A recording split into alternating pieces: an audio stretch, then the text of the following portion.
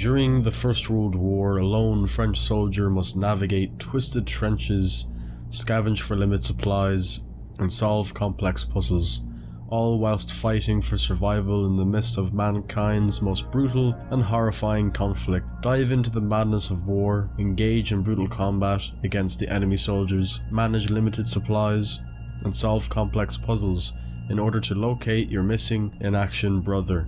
Conscript is a new take on a classic survival horror genre set in the trenches of the First World War. Inspired by Resident Evil and Silent Hill, it blends punishing and classic gameplay mechanics of the genre to deliver a cohesive and tense survival horror experience. The setting is in Fort de Fox, Verdun, France, 1916. André is a young man conscripted into the French army during the First World War, along with his younger brother Pierre, and two brothers find themselves in the midst of one of the most brutal conflicts in human history, fighting the opposing Germans and over control of Fort Fox during the Battle of Verdun. During a trench raid from the enemy forces, André is incapacitated and wakes to find his entire regiment either killed or missing.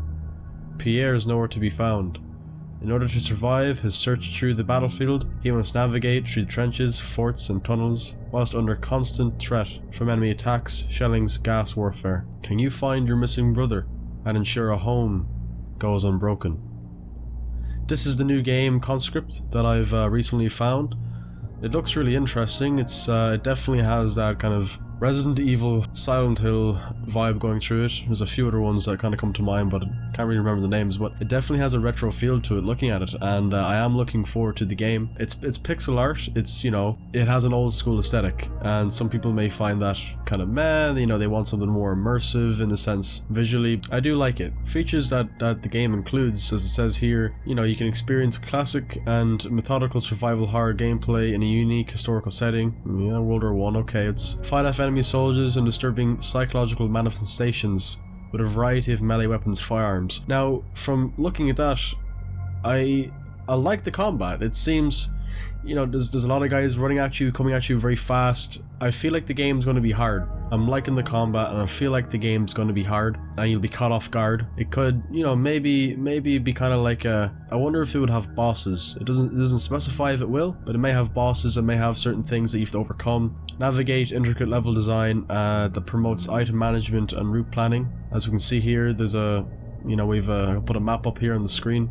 It's going to have different types of puzzles, some which we can see here, and I'll put them up on screen. We have a barbed wire door, for instance, a locked door as well, and we have one, I think, which looks to be like rope or something put onto the door. I assume, like, you know, at least for the lock one, you might have to scavenge for codes and whatnot, or different things from dead soldiers or wherever. Survive in an intense, harrowing atmosphere boosted by unique pixel art aesthetic and impressive sound design. The sound design is pretty good. I like it. It's very meaty. The gun sounds very meaty. Shotguns look pretty slick there. I wonder, will ammunition and whatnot be very hard to find? You know, will they kind of force you to use melee a lot, and will guns be a reward later on when you get them? And it seems here there's 3 distinct World War I themed areas that intertwine and overlap, and it is highly replayable with multiple difficulty settings and bonus weapons. So again, that kind of corresponds in what I said, that maybe the bonus weapons, some things may be hard to get later on, and you kind of get them at the end, but it may kind of force you to use melee and whatnot, just to add that kind of thrill as you're playing through it. But it looks like a very interesting game. It's definitely on my radar. I thought I'd just bring it up here and discuss it.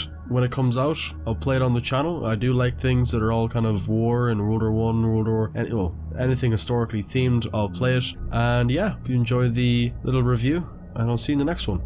Also, don't forget to check me up on Twitch every Wednesday, Friday, Saturday, Sunday at 9 o'clock GMT. Lots of content up there. Play a lot of Rainbow Six Siege, Beyond the Wire, Postscriptum, and a few other bits and bobs. I'll play anything really, but you know, they'd be my mains at the moment. Another thing would be my Patreon. Just recently set up a Patreon, and we have different tiers, 4 levels of tiers, and you get invited to the Discord. You'll get an invitation card when you sign up. You'll get stickers, you get a custom Rebs Army mug, and you'll also get, for some of the higher tiers, you'll get a keyring. You'll also get a soda can every month. But the best thing is you'll get games. So for the first starter tier, for a $5, you'll get a game a month, and then for the next tier, tier 2, tier 3, you'll go up to 2 games a month to 3 games a month. And the tiers are no more than, like, you know, from a $5 to €25. So, without further ado, I'll see you in the next one.